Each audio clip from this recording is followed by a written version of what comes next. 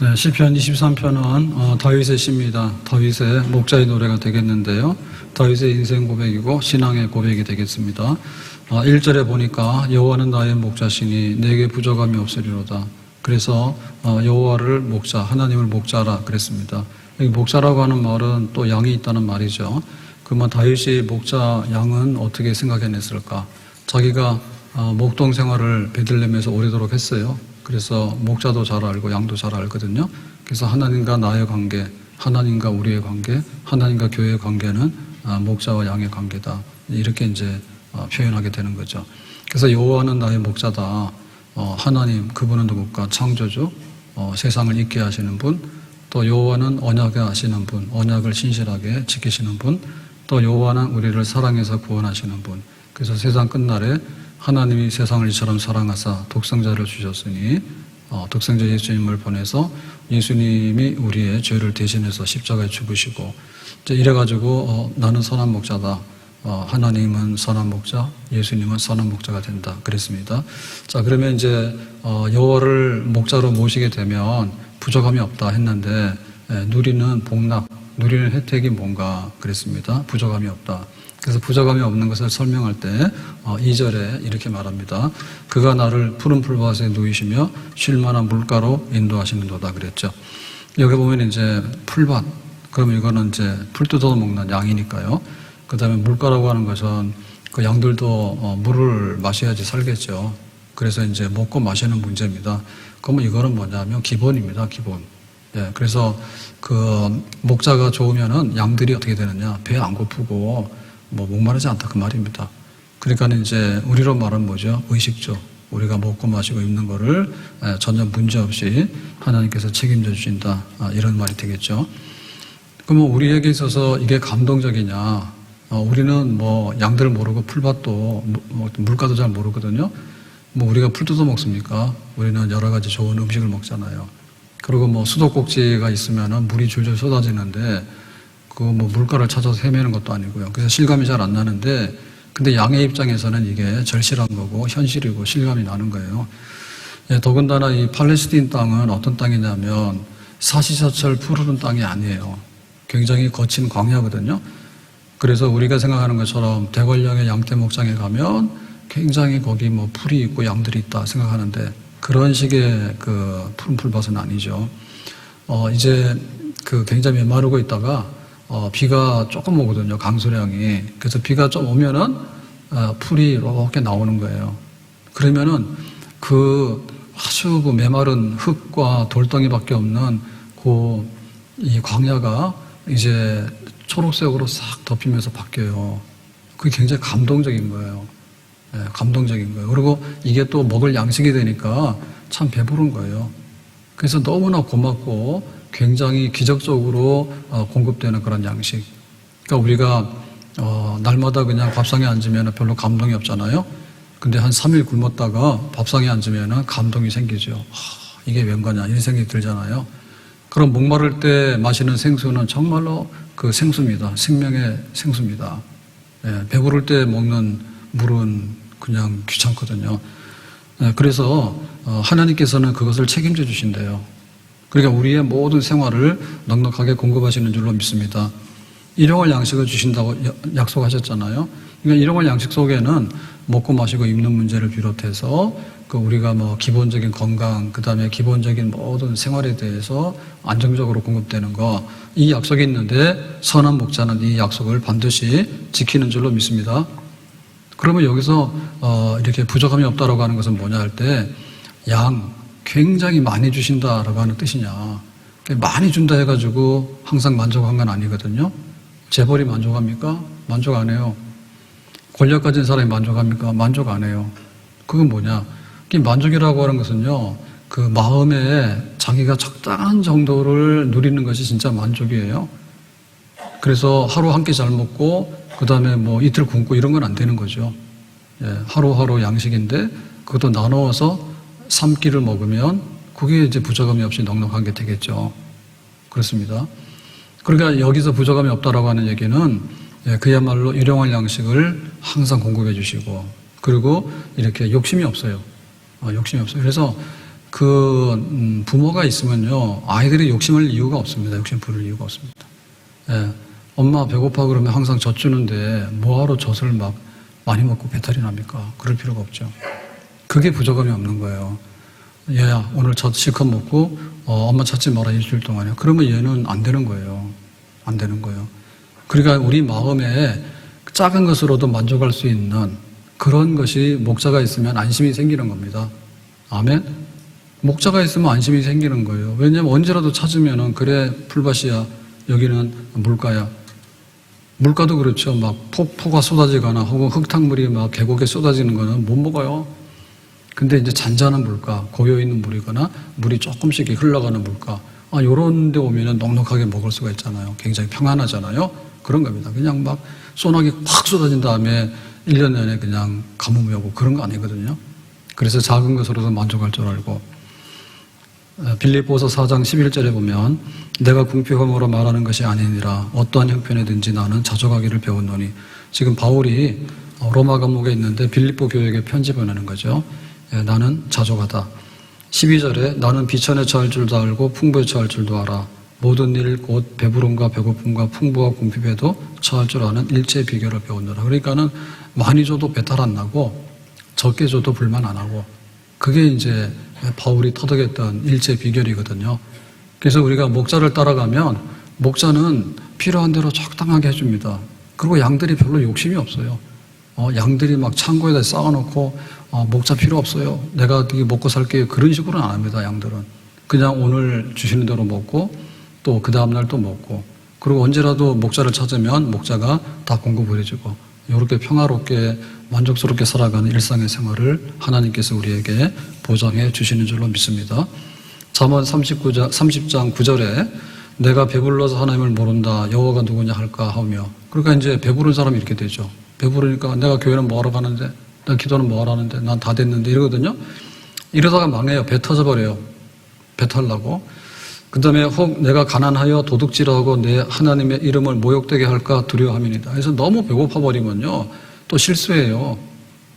배고프니까 먹고 살기 힘든데 교회는 왜 간대요 이러고, 하나님 내 기도는 왜 안 들어주신대요 이러고, 그리고 잘못하다 보면은 이제 죄를 또 범하잖아요. 가서 도둑질하고 그런 거 하잖아요. 그래서 부하게도 마옵시고 가난하게도 마옵시고, 그게 이게 잘 사는 겁니다. 그럼 목자가 확실하면요 양들은 그냥 그런 거예요. 너무 많은 것을 배 터지게 요구하지도 않고, 너무 적어가지고 한눈 팔고 그런 것도 없고, 적당하게 때를 따라서 공급하시는 하나님을 위해 선한 목자가 되시는 줄로 믿습니다. 주는 나를 기르시는 목자요, 나는 주님의 귀한 어린 양. 다 같이요. 푸른 풀밭 맑은 시냇 물가로 나를 늘 인도하여 주신다. 주는 나의 좋은 목자, 나는 그의 어린 양. 저를 따라 꼴을 먹여주시니 내게 부족함 전혀 없어. 주는 나를 기르시는 목자요, 나는 주님의 귀한 어린 양. 푸른 풀밭 맑은 시냇 물가로 나를 늘 인도하여 주신다.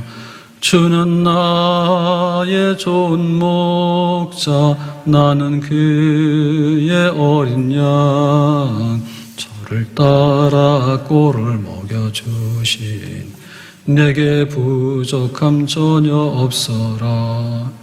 여호와는 나의 목자시니 내가 내게 부족함이 없으리로다. 그가 나를 푸른 풀밭에 누이시며 쉴 만한 물가로 인도하시는도다. 항상 우리가 하나님이 주시는 복락을 사모하고 이 복이 나에게 채워지고 있음을 이렇게 인정하고 고백하는 이런 삶이 되기를 예수님의 이름으로 축복합니다. 자, 그 다음에 누리는 복락이 뭐냐? 이거보다 더 좋은 복락이 3절에 보니까 이렇게 말합니다. 내 영혼을 소생시키시고, 소생이라는 얘기는 이게 제자리로 돌려놓거나 혹은 이렇게 뭔가를 찾아내서 회복한다는 뜻이에요. 그러면 우리가 365일 동안 항상 푸른 풀밭으로 가고 쉴만한 물가로 가느냐? 아니죠. 어느 날 보면은 풀밭이 망가지는 경우도 있고, 어느 날 보면은 이게 막 물이 없는 경우도 있고 하잖아요. 우리 그런 일이 생긴다니까요. 항상 건강한 건 아니잖아요. 어느 날 보면 몸살도 생기고 어느 날 병원에 입원할 때도 생기고 그런 일이 생기잖아요. 문제는 뭐냐? 소생, 제자리로 돌아오고 회복하는 게 문제예요. 때로는 우리가 경제적으로 볼 때 곤란한 때가 와요. 보릿고개가 와요. 갑자기 막 내 잘못도 없는데 막 금리가 막 올라가고 지들이 싸웠는데 왜 우리가 고통을 받냐고. 그러니까 그런 일이 오게 되면 이게 소생해가지고 제자리로 돌아오는 복원력이 있어야 되는데 이게 안 되면 그냥 파탄 일로로 가버리죠. 우리가 마음이 상합니다. 스트레스를 받고 기분 나쁜 일이 있으면 우리가 한숨 돌리고 이렇게 하면은 대부분의 경우 회복이 되어져요. 근데 지속적인 막 스트레스를 계속 받거나 막 이렇게 압력을 받거나 협박을 받으면 견딜 수가 없어요. 그럼 이게 소생이 돼야 되는데 소생이 안 돼버리면 아주 이게 문제가 생기고 큰 병이 생겨버리는 거예요. 제정신 차려야 되는데 제정신이 돌아오지 않는 거예요. 영적으로도 마찬가지입니다. 내가 하나님께 나와서 예배드린다는 것은 열렬하고 하나님을 사랑하는 사람이 하는 표현법이거든요. 근데 내가 예배 왜 드리는데? 기도를 뭐하러 하는데? 이래가지고 영적으로 병이 나요. 그럴 때 이게 회복이 돼야 돼요. 그래도 내가 하나님 섬겨야지. 그래도 내가 기도해야지. 내 영혼이 잘 돼야지. 하나님께서 이 소생시키는 것 중에 제일 기본적인 것이 뭔가 하면 밤낮입니다. 그래서 낮에는 뭐 하라고요? 낮잠 자는 게 아니라 낮에 일해야 돼요. 밤에는 뭐예요? 밤에는 불 켜놓고 돌아다니는 게 아니라 밤에는 자야 돼. 그래서 이게 신기한 능력이 있어요. 그래서 하루 동안 살다 보면 사람들이 많이 활동하고 에너지도 막 쓰지만은 어렵고 힘든 일도 많이 생깁니다. 그래가지고는 막 이게 피곤하기도 하고 마음이 상하기도 하고 기지맥진하기도 하고 그러니까 신기하게도 또 퇴근 시간이 있어요. 퇴근 시간 없으면 못 견딘다니까. 집에 가서 쉬는 거예요. 녹초가 됐잖아요. 근데 이제 아침에 일어나면 또 힘들지만 일어나면 또 하루가 새롭게 시작이 되잖아. 얼마나 좋아요. 그래서 좀 기분도 새롭고 뭔가 좀 이렇게 변화가 일어나게 되고 분명히 사건이 있거든요. 예, 그래가지고는 이제 아침에 해가 뜨면은 뭔가 좀 세상이 좀 더 새로운 세상처럼 보이고 그리고 하나님께서는 우리의 기본적인 생활, 이 우주 만물의 생활도 이렇게 밤낮을 통해 가지고 회복할 것을 회복하고 소생시킬 것을 소생하고 버릴 걸 완전히 버려버리고 그렇게 합니다. 예, 자연에도 아주 탁월한 소생력이 있잖아요. 그래서 막 설악산에 불이 나고 막 낙산사가 불타고 근데 가보면은 다 이게 그 숲이 다시 회복이 돼요. 난지도 그냥 쓰레기를 깜짝 버려놨더니 가만 보니까 또 거기서 막 이렇게 풀이 자라고 나무가 자라가지고 조금만 손 보니까 생태공원, 훌륭한 생태공원 탈바꿈을 자라요. 소생한 능력이 있다니까. 근데 우리 사람들이 문제인 거예요. 예, 그냥 아침에 해가 뜨고 소생시키고 이런 거 가지고 우리가 안 된다니까요. 그래서 하나님께서 적극적으로 이렇게 양들을 돌봐주셔요. 그래가지고는 야 기운 좀 내라. 알겠습니다. 그리고 이제 길을 잃었으면 야 일로 와. 다시 길을 찾아서 인도하기도 하고 저녁에 울음이 찾아올지라도 아침에는 기쁨이 오리로다. 아멘. 그러니까 하나님께서 이런 거 해주시는 거예요. 예, 목자는 이걸 하는 거예요. 근데 가짜들은 뭐냐면은 이 소생시키는 걸 안 해버립니다. 그래서 우리가 일회용이라는 게 안 좋은 게 뭔가 하면 일회용이라는 것은 쓰고 버려버리기 때문에 이게 재생이 안 되고 환경 오염이 되는 거예요. 근데 이거를 이제 다시 이렇게 분리수거하고 그러면 재생도 시키고 또 회복도 하고 그게 이제 되는 거죠. 그러니까는 나쁜 주인을 만나면 그냥 폐기 처분입니다. 일회용으로 쓰다가 폐기 처분이에요. 그래서 많은 사람들이 거기서 더 악화돼요. 근데 진짜 선한 목자를 만나면 오히려 이렇게 힘들어할 때 일으켜 세우고 7번 넘어질지라도 다시 일으켜 세우고 특별히 우리에게 문제가 되는 것은 죄거든요. 죄를 짓고 나면 하나님의 진노가 임하고 하나님의 심판을 받을 수밖에 없어요. 그러면 끝장나는 거예요. 그럴 때 하나님께서 다시 우리를 회복할 수 있느냐 소생시켜가지고 의의 길로 인도하시죠. 다윗이 밧세바 간음 사건에 크게 하나님께 징계를 받습니다. 예, 그럴 때 이제 회개하게 되는데요. 그 유명한 회개의 시가 시편 51편입니다. 시편 51편 10절에 보면 하나님이여 내 속에 정한 마음을 창조하시고 내 안에 정직한 영을 새롭게 하소서. 지금 다윗이 그 밧세바를 데려다 간음하고 알고 보니까 우리아의 부인이거든요. 우리아는 다윗에게 충성을 다하는 군인이에요.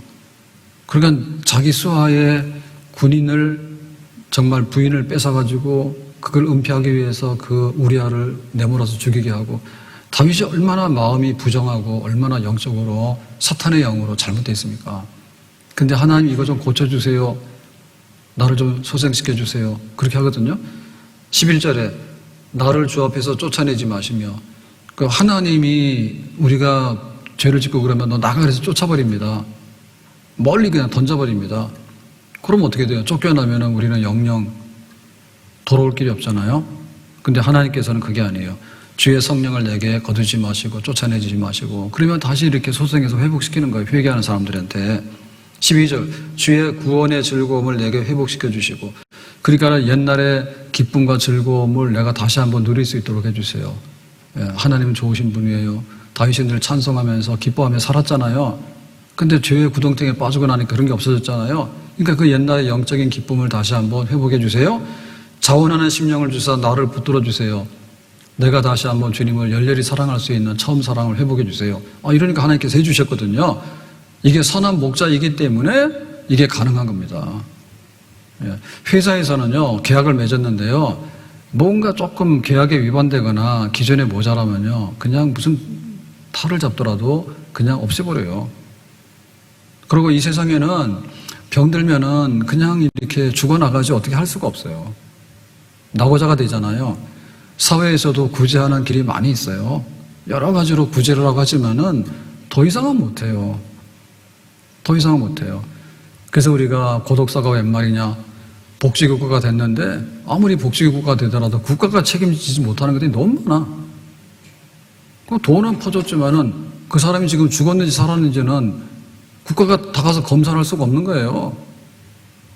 그러니까는 누가 이거를 책임지냐 할 때 소생시키는 거는 목자가 되니까 하는 거지. 이 부모가 진짜 부모인지 가짜 부모인지 알 수 있는 것은 뭐냐면, 진짜 부모는 이 아이가 상태가 안 좋으면 안 좋을수록 애를 쓰면서 그 아이를 소생시키려고 합니다. 근데 가짜 부모는 내몰라 그러고 그냥 버려버립니다. 그 차이가 있는 거예요. 그래서 좋은 목자가 어떤 좋은 목자냐 할 때는 푸른 풀밭으로 쉴 만한 물가로 데리고 가는 목자가 좋은 목자야. 근데 양이 삐딱기를 가거나 혹은 양이 좀 병이 나서 좀 막 발이 부러졌거나 할 때 얘를 좀 고쳐가지고 소생시켜서 가야 되겠다 그러면 선한 목자입니다. 그런데 너 하나 없어도 돼. 그러니까 그냥 무시하고 가버리는 거는 선한 목자 못 되는 거예요. 예수님은 우리의 진정한 선한 목자가 되셔서 자기 이름을 위해서, 하나님은 자기 이름을 위해서 우리를 다시 의의 길로 인도하시는 줄로 믿습니다. 그러니까 너를 보고 하는 게 아니라 나 자신을 위해서 하는 겁니다. 누가? 하나님과 예수님께서. 하나님 어떤 분이에요? 창조하신 분이에요. 만약에 우리가 뭐 병나고 뭐가 됐는데 그냥 방치해서 얘가 잘못되면 뭐냐면 하나님이 능력이 많다는데 왜 저거밖에 안 될까? 이러지. 하나님은 약속을 지키는 분인데 중간에 뭐가 잘못돼서 헤매고 다니면은 하나님은 얘를 버리셨나? 왜 약속을 안 지켜? 이렇게 하나님께 욕이 돌아가잖아요. 그러니까 하나님께서는 자기 이름 때문에 이 안 되는 거를 수습을 해가지고 좀 부족하고 모자라는 것을 수습해가지고 다시 한번 의의 길, 올바른 길, 푸른 풀밭으로 쉴 만한 물가로 우리를 다시 인도하시는 분인 줄로 믿습니다. 자기 이름을 위해서 열심으로 내가 이거를 반드시 제자리에 돌려놔야 되겠다라고 하는 마음이 있다 그 말입니다. 모세가 너무 힘들어가지고 하나님께 기도합니다. 하나님, 생명책에서 내 이름 빼주세요. 나 죽여주세요 그거예요. 너무 일이 고되니까. 엘리야 선지자도 그랬습니다. 로뎀나무 아래 누워가지고 하나님 나 죽여주세요. 너무 힘들어요. 아무리 해도 얘네들이 회개도 안 하고요. 이세벨이 나 죽이려고 하는데 어떻게 좀 나 좀 해주세요 그러죠. 그때 하나님께서 뭐라 하냐면, 모세야 너 죽고 싶냐? 그래 죽어라. 그렇게 안 하거든요. 엘리야야 너 죽고 싶냐? 그럼 너 죽어라. 그렇게 안 해요. 하나님의 이름을 위해서 모세 네가 쓰러지면 어떻게 돼? 하나님의 이름을 위해서 엘리야야 너 쓰러지면 어떻게 돼? 끝까지 새로운 힘을 주셔가지고 다시 힘내가지고 일하도록 해라 해가지고 이렇게 세우시는 것이 바로 하나님인 줄로 믿습니다. 출애굽기 32장 12절 애굽 사람들이 이르기를 여호와가 자기의 백성을 산에서 죽이고 지면에서 진멸하려는 악한 의도로 인도해 내었다고 말하게 하시려 하나이까 주의 맹렬한 노를 그치시고 뜻을 돌이키사 주의 백성에게 이 화를 내리지 마옵소서. 이스라엘 백성들을 구원해가지고 이렇게 왔는데 시내산에 왔잖아요. 그래서 모세가 시내산에서 십계명을 받고 40일 금식 기도하고 해가지고 하나님께서 그 영광을 보여주시는데 산 밑에서는 금송아지 만들어가지고 우상 숭배하고 잔치하고 난리법석이 났거든요. 그 내려와서 보니까 그 모양이 됐잖아요. 그래서 모세가 화가 나가지고 십계명 기록한 돌비를 던지니까 깨져버리잖아. 그래서 하나님께서 이 백성을 다 그냥 진노해서 불태워버리겠다고. 그런 기세니까 그렇게 하면 안 된다고. 왜요? 하나님이 애굽에서 인도한 백성이 가나안으로 간다더니 중간에 시내산에 와서 죽었대더라. 그 왜 죽었는데? 하나님께서 화가 나서 확 다 죽여버렸대더라. 이렇게 되면은 하나님이 뭐가 되느냐?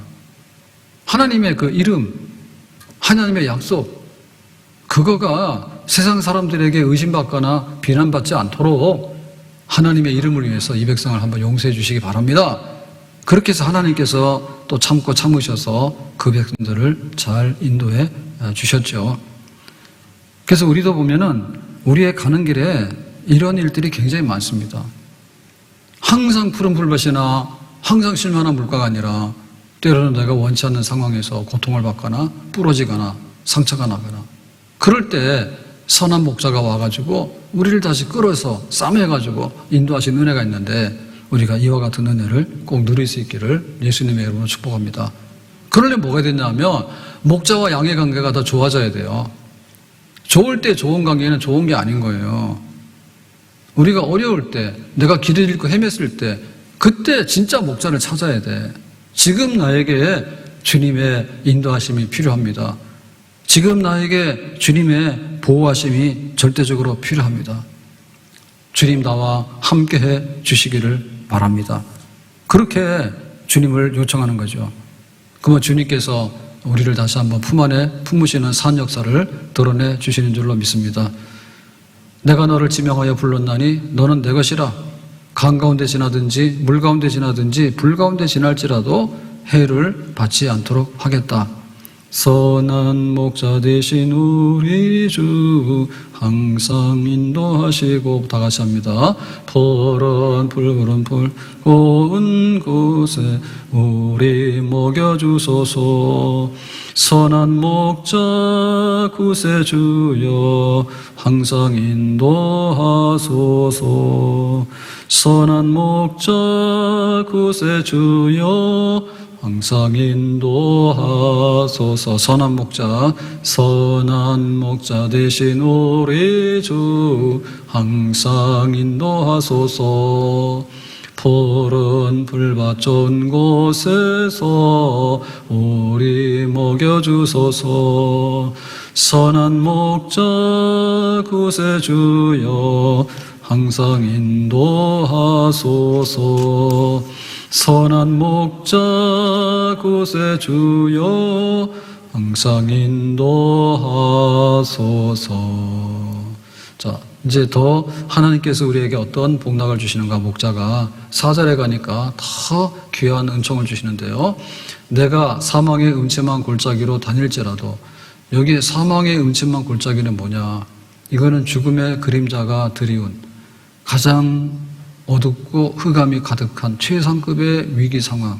그래서 살 소망이 끊어져서 생명과 사망이 한 걸음 사이, 죽느냐 사느냐, 이런 순간.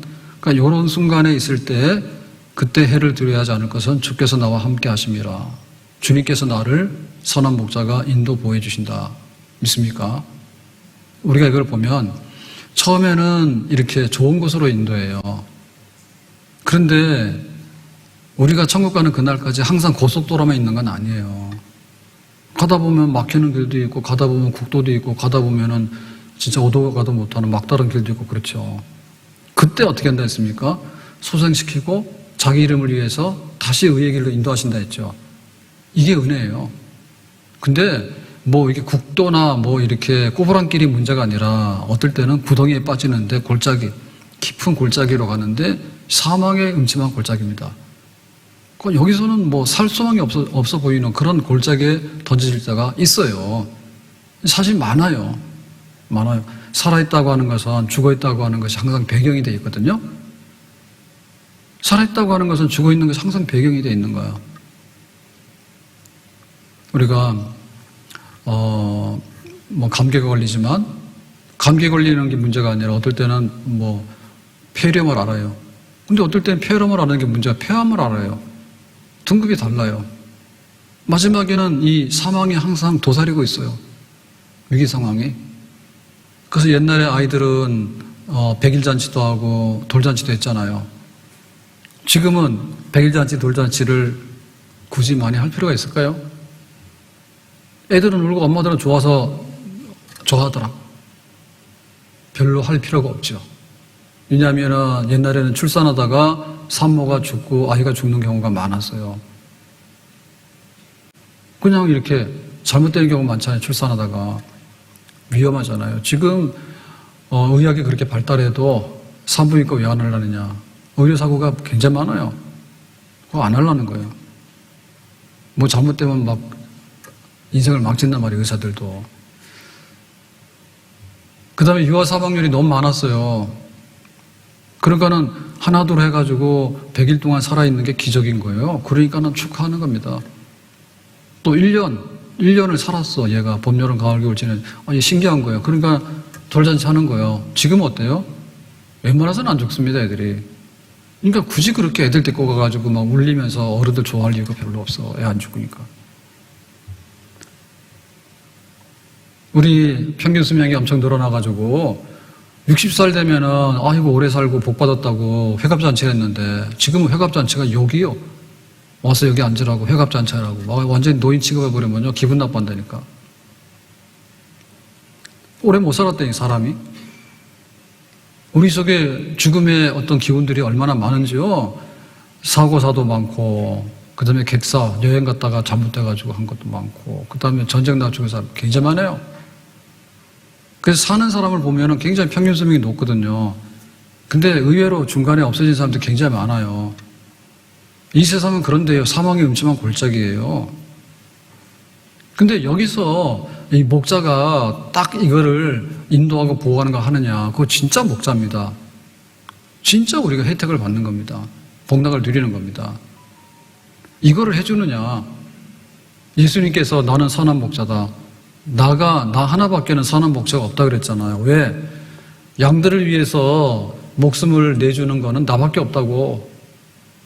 그래서 세상에 여러 종교가 있고 여러 가르침이 있고 교주들이 있지만 너를 위해서 죽었다는 그런 건 없어요. 내가 가르칠 테니까 너 받아쓰기에 너 나처럼 해. 이렇게는 말을 합니다. 그 다음에 내가 너를 위해서 복 줄게. 너 나한테 많이 바쳐. 그런 건 합니다. 그렇지만은 먼저 내가 너를 위해서 내가 죽어서 내 목숨 내놓을 테니까 내가 너 사랑하는 줄 알겠지? 내가 너를 잘 인도하는 내가 목자가 될 테니까 너 내 양 돼서 나 따라올래? 그거는 우리 예수님밖에 없잖아요. 이게 진짜 목자라니까. 그러니까 이 혜택을 우리가 누려야 돼. 작은 거 100개 해봐야 별로 소용이 없어요. 마지막에 중요한 순간에는 사느냐 죽느냐 이것이 문제로다. 정말 우리를 사망에서 생명으로 책임지고 갈 수 있는 목자.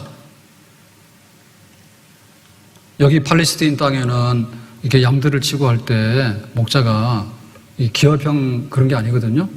그래서 이제 조금만 이렇게 양들을 이렇게 자기 이름을 다 붙여가지고 이렇게 인도하는 그런 데인데, 근데 이 땅에도 보면은 막 이렇게 막 푸른 풀밭 목장이 막 저기 막 저 하늘 닿는 데까지 가고 그런 데가 아닙니다. 농사 짓는데도 뭐 지평이라고 그러나 호남에 이렇게 가다 보면은 너무 이렇게 넓어가지고요. 논이 그 끝없이 보이는 데가 있잖아요. 평야에. 하늘하고 땅하고 다 닿다니까요. 그 끝에까지가 다 논이에요. 곡식을 심어요. 근데 그런 데가 아니에요. 그래서 이렇게 산이 있고 광야인데 이게 굉장히 척박하고 험한, 그러니까 뭐 에베레스트처럼 이렇게 높은 산은 아니지만 굉장히 순한 산들이 아닙니다. 그 여기 보면 구덩이들이 많거든요. 낭떠러지들이 있고. 그래도 양들이 가다 보면 그거를 잘 분간을 못해요. 그래가지고 발 헛디디면 낭들이 떨어져 죽는 거야, 실제로. 양은 죽어요. 그리고 또 맹수가 도사리고 있는 데 있잖아요. 아프리카의 그 소떼들도 먹고 살아야 되니까 케냐에서 탄자니아까지 왔다 갔다 하다가 이제 생애가 끝나지 않습니까? 근데 여기 케냐의 마사이 마라에 풀이 있으면은 여기서 먹고, 그 다음에 여기 풀이 없어지게 되면은 이제 탄자니아로 가면 세렝게티인가요? 거기로 가서 풀을 먹고 이제 왔다 갔다 한단 말이에요. 그러면 얘네들이 왜 그러냐? 비가 오면은 풀이 있는 거고 비가 없으면 풀이 없는 거예요. 그러니까 비구름이 이동하는 거예요. 비구름이. 비구름이 이동하게 되면 벌써 이렇게 냄새가 난답니다. 그러면 그거는 본능적으로 안 돼요. 그래서 이제 우리가 여기서 지금 마사이 마라를 떠나야 될 때야. 비구름이 움직이거든요. 그런 식으로 따라간대요. 그런데 거기에 보면은 뭐가 있냐면 강을 건널 때 악어떼들이 기다리고 있죠. 그리고 막 이렇게 그 막 초원을 가더라도 얼마나 그 맹수들이 많이 삽니까? 그러니까 뒤에 처지거나 한눈 팔고 있으면 그 맹수의 먹이가 되거든요. 그러니까는 막 수만 개체가 움직이지만 중간에 희생당하는 개체들도 굉장히 많아요. 우리가 자동차가 좋아서 이렇게 타고 다니지만 사실은 이게 완전히 사망보험을 들고 다니는 겁니다. 그 제일 사망 확률이 높은 것이 자동차예요. 자동차가 편리한 동시에 사고 나서 죽는 사람이 수천 명, 수만 명이 이른다니까요. 부상당하거나 죽거나 하는 사람들이. 그러니까 이거 누가 책임지냐 할 때 이게 목자의 진짜 진 모습을 보여주는 거예요. 사망의 음침한 골짜기를 다닐 수밖에 없다니까요, 우리는. 근데 진짜 목자는 여기에 함께 하는 거예요. 사망의 음침한 골짜기가 없는 게 아니고 그곳을 지나갈 때 함께 하는 거예요. 우리가 여행수를 바라서 나에게는 그런 일이 없기를 비나이다. 그게 아니라 때로는 나에게도 사망의 골짜기를 지나갈 수밖에 없어요. 전쟁터에 태어나면은 사망의 골짜기를 사는 거고, 우리나라는 군인들이 지금 징집을 한단 말이에요. 병사들이 모자란데요. 출산이 이제 막 떨어져가지고, 옛날에 군인이 막 많았는데 지금 막 줄어가지고 야단이라고.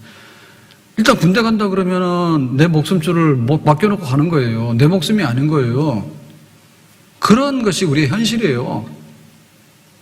그러니까 우리는 점점 나빠지는 경우로 갈 수가 있는 것이고요. 이 선한 목자의 이 활동은 점점 좋은 쪽으로 가야지 이게 상쇄가 되는 겁니다. 세상이 험악하면 목자는 선하고 우리가 사망의 골짜기에 떨어져서 헤매고 있으면 목자가 여기에 함께 하는 거예요. 이 모든 골짜기를 다 통과하도록 함께 하는 거예요. 그러니까 이 목자가 주시는 복락은 친밀함의 정도입니다. 목자하고 양하고 멀리 떨어지면 혜택이 없어요.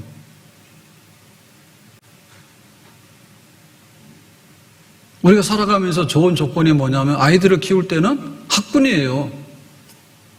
교육시키기 좋은데 어디고 좋은 학교 보내려면 어디 가야 돼? 학원에만 이제 어디 가? 나중 가서 제일 좋은 건 뭐냐면 종합병원 응급실이에요. 종합병원 응급실입니다. 뭐 시골 가서 전원주택집 살지 그러는데 젊을 때 사세요. 나이 들어가지고 외로운데 사람도 구경 못하는데 거기 있으면 힘들고요. 병이 나면요. 병원 오다 죽어버려. 5분 내에 달려가야 돼. 거기 집값 비싼 거예요. 이게 친밀한 교제예요. 목자는 언제라도 양이 잦으면 온다니까요.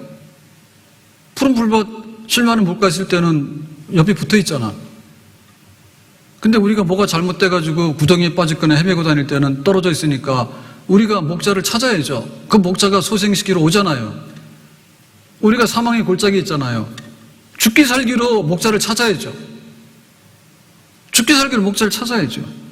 태산을 넘어 험곡에 가도 빛 가운데로 걸어가면 주께서 항상 지키시기로 약속한 말씀 변치 않네. 태산을 넘어 험곡에 가도 빛 가운데로 걸어가면 주께서 항상 지키시기로 약속한 말씀 변치 않네. 캄캄한 밤에 다닐지라도 주께서 나의 길 되시고 나에게 밝은 빛이 되시니 길 잃어버릴 염려. 캄캄한 밤에 다닐지라도 주께서 나의 길 되시고 나에게 밝은 빛이 되시니 길 잃어버릴 염려 없네. 근데 우리 환경이 문제가 아니고 목자와 친밀도가 문제라니까. 그 목자가 친밀하게 사망의 골짜기 가운데서 함께 하시면서 어떻게 감당해내느냐. 지팡이와 막대기가 있다고. 목자에게는. 양에게는 없어요. 양이 뿔 달렸나요? 없어요. 그런데 목자는 지팡이와 막대기가 있어요. 지팡이는 인도하는 데 쓰는 거예요. 이 길을, 방향을 제시하는 거예요. 인도하는 용이에요. 막대기는 뭐냐 하면 이거는 공격을 해서 적을 물리치는 수단이에요. 이 막대기가 무기예요. 맹수가 달려들어도 이 막대기를 가지고 싸우는 거예요. 능히 물리칠 수가 있는 거예요. 다윗은 이런 경험을 했어요. 양들을 먹기 위해서 곰이나 사자 같은 것이 오잖아요. 그러면 이 막대기 들고 싸웠다니까요. 자기가 그걸 경험했단 말이에요. 우리가 천국에 도달하는 날까지 감기도 걸리지만은 죽을 병도 걸리고, 우리가 마음이 외로울 때도 있지만은 죽고 싶을 때도 있고, 살 수 없는 상황에 떨어지는 경우도 있단 말이죠. 그럴 때마다 목자가 그것을 책임져 주시는데, 바울은 로마서 8장 35절에서 이렇게 말하죠. 누가 우리를 그리스도의 사랑에서 끊으리요? 목자 되시는 주님의 사랑에서 끊으리요. 환난 끊지 못한다. 곤고도 끊지 못한다. 죽이지 못한다 그 말입니다. 박해 죽이지 못한다. 기근, 적신, 위험, 칼. 우리가 종일 주를 위하여 죽임을 당하게 되며 도살을 당할 양같이 여김을 받았나이다. 도살장에 가는 양이 무슨 힘이 있습니까? 그냥 한 걸음 더 나가면은 그냥 죽는 거예요. 그렇게 맥없이 가는데 주님께서 그곳에 오셔가지고 보호를 해주시면 절대로 사망이 우리에게 덮치지 못한다. 우리의 생명을 지켜 보존해 주신다. 바울은 위대한 사도고 로마까지 가서 복음을 전하고 엄청납니다. 근데 그 바울의 뒤에 있는 기록을 보면 이 사람이 성공했어. 박수. 근데 성공할 때까지 뒤에 있는 기록을 보면 사실은 눈물에 젖은 빵을 먹어보지 않으면 인생 말하지 말라고 그런 기록들이 다 있잖아요. 바울에게도 엄청난 기록들이 있거든요. 고린도후서 11장 23절에 그들이 그리스도의 일꾼이냐 정신없는 말을 하거니와 나는 더욱 그러하도다. 내가 정말 그리스도의 일꾼이다. 내가 수고를 넘치도록 해서 옥에 갇히기도 더 많이 하고 감옥에도 더 많이 잡혀서 들어가고 누명 쓴 들어간 거죠. 매도 수없이 맞아 여러 번 죽을 뻔하였으며 그 매를 맞아서 죽음의 문턱을 넘나드는데 도대체 이런 매가 있느냐? 있어요. 유대인들에게는 40에서 하나 감한 매를 5번이나 맞았으며 그래서 이게 한 40대 맞으면 죽습니다. 그러면은 네가 살인자가 되는 거예요. 그래서 혹시 잘못했을까 봐 39에서 멈춰야 돼. 이거 혹독한 매인데 이런 거 5번 맞았거든요. 25절에 3번 태장으로 맞고 예수님께서 매 맞았는데 왜 이렇게 피투성이가 됐을까? 자기 몸도 주체를 못했을까? 그 로마식의 매입니다. 가죽에다가 이런 쇠붙이 같은 거를 붙여가지고 때리면은 살갗이 찢어지고 핏줄이 터지죠. 그 피가 막 쏟아지면서 뼈가 나오죠. 심지어 더 치면 뼈도 부러지거든요. 그런 매를 3번 맞았어.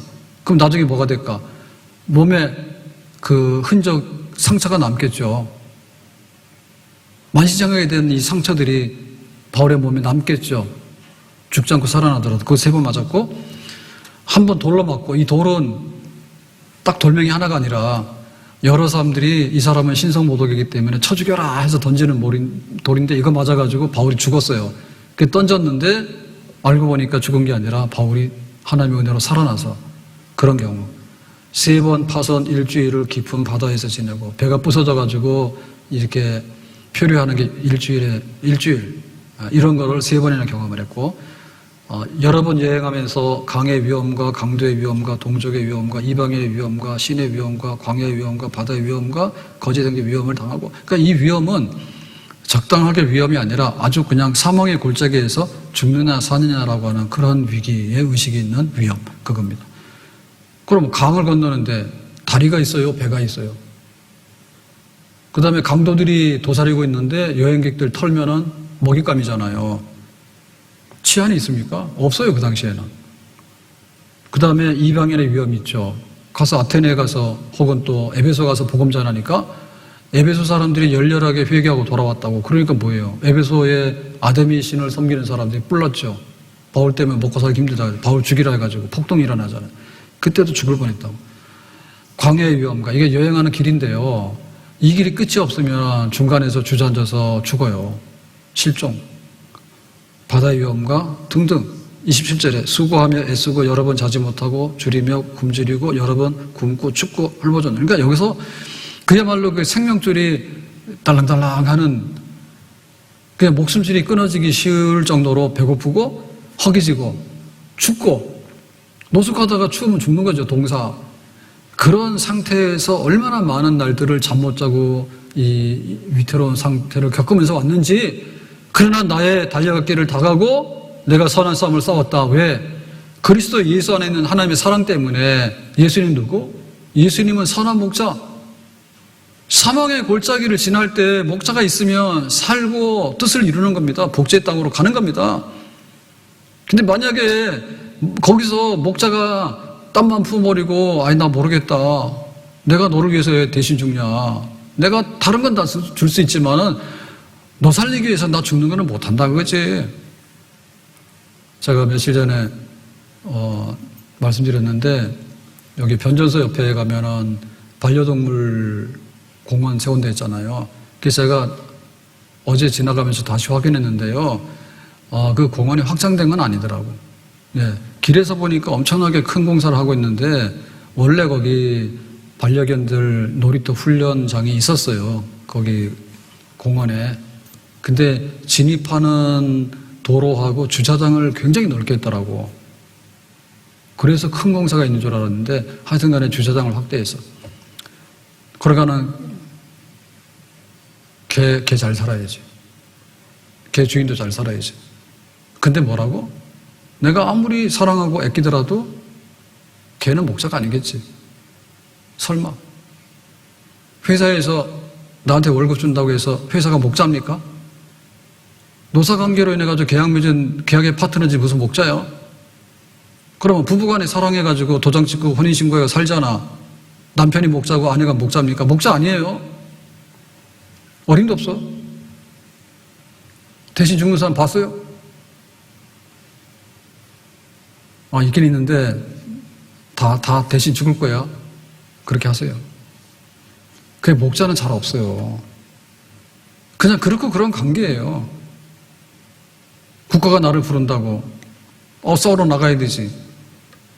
근데 국가가 나를 버릴 때도 있잖아. 국가가 나의 목자냐고. 아니라니까. 세상은 따뜻한 일이 많거냐 미담이 많아요. 할아버지 할머니가 택시가 안 잡혀가지고 막 그러니까는 그 콜을 하면 잘 안 오잖아요. 그래서 택시가 지나가면서 태워서 병원에 모셔드렸대.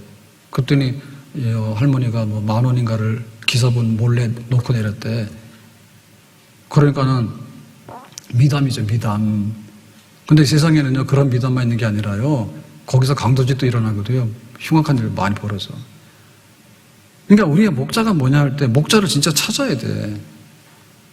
그리고 그 목자의 음성을 듣고 그 목자와의 관계를 더 강화시키는 거예요.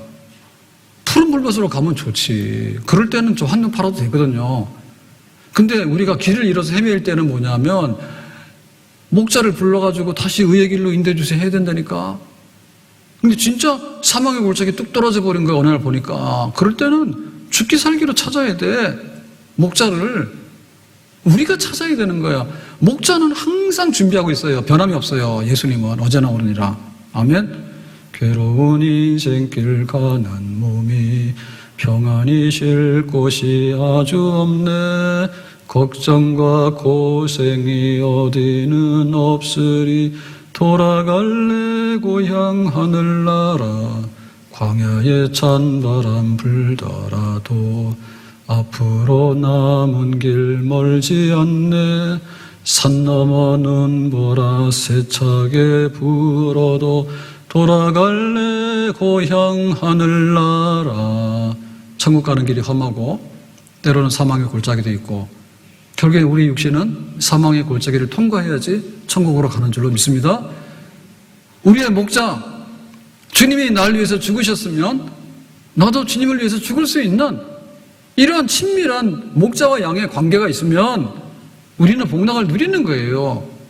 좋을 때는 푸른 풀밭으로 데리고 가고 길 잃으면 길을 찾아내고 사망의 골짜기를 헤매고 다니면은 내가 너와 함께 해서 사망이 너를 삼키지 아니하도록 해서 천국 가는 그날까지 영생 복락에 도달할 때까지 우리의 선한 목자가 되는 줄로 믿습니다.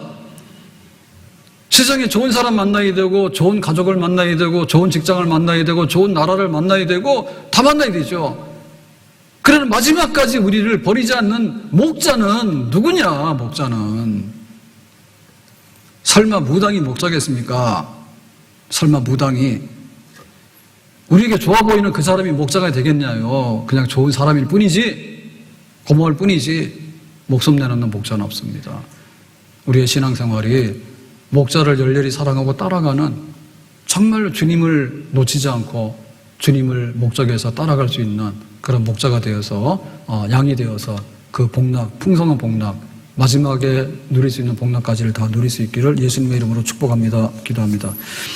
우리의 선한 목자가 되신 주님을 우리가 믿고 따르면서 한눈 팔지 말고 그 음성을 즐겨 듣고 자주 듣고 그래서 순종하고 그래서 우리가 어떤 골짜기로 지날지라도 푸른 풀밭 쉴만한 물가로만 갈 수 있는 우리가 될 수 있도록 주님 은총을 베풀어 주시기를 바랍니다. 주 예수님 이름으로 기도합나이다. 아멘.